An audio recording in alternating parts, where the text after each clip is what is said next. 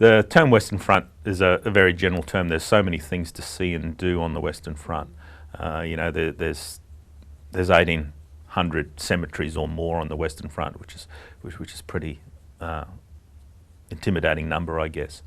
Being Master of Ceremonies at Villers-Bretonneux for me was an amazing and very solemn experience, because it's quite interesting to see how when we hold these commemoration and these memorial services, how not only the tour group really comes together to pay that respect, but how we also have members of the public and members of the Defence Forces coming to attend those ceremonies. Provides a great opportunity for people to get behind that remembrance. Earlier that day we'd been walking through the town of Villers-Bretonneux, and in a local school, painted across their playground was "Don't Forget Australia." And that was really running through all our minds as we were standing there singing the songs that we had. And in Anzac Memories it says, a forgotten hero in a world that doesn't care. And when we're in Villers-Bretonneux, it really came through that there are still places out there who still care, and it was amazing to be able to sing to that.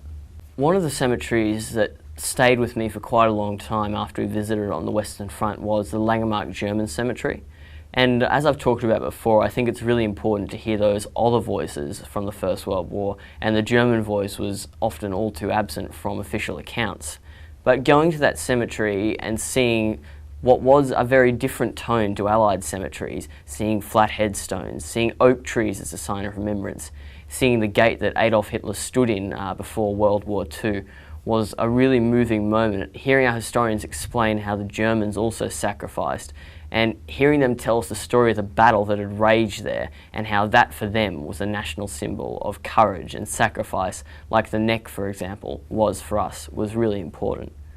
Entering that German cemetery and seeing a pit in front of us, and knowing that in that one pit potentially lay more soldiers than in an entire Allied cemetery, was also a really moving and a really solemn moment for us, as we realised that the Germans had made such massive sacrifice as well, and yet had such modest commemoration for their service people, but commemoration that nonetheless resonated with their people and their leaders, and was to them an amazing sign of remembrance. Tyne Cot is probably one of the most moving places to visit. It's a massive cemetery. It's the largest cemetery on the Western Front. There are thousands and thousands of people buried there, and it's also a memorial to the missing. And to see the scale of it and to see so many headstones is very moving. You know, you walk out amongst all those headstones and you're just surrounded by grave after grave after grave, each with an individual story behind it. One place that definitely had an impact on me was Tyne Cot, which was a cemetery in Belgium. That, for me, that was the one cemetery that I really looked at and was like, wow, there are so many soldiers here. There were just so many rows and so many soldiers. It's just really had a massive impact on me. Many of the memorials we visited, like the Thiepval Memorial and Villers-Bretonneux, were dedicated only to those with no known grave, those whom war had denied a grave, as the men in the gate put it so nicely. And I think it's really important to remember that for many of those soldiers, we will never know those stories. Their parents will never be able to visit those graves, and it's important to have these memorials where people can pay their respects in lieu for their lost sons and daughters, imagining that perhaps they are one of the few that are lying beneath these memorials and that they are commemorating them.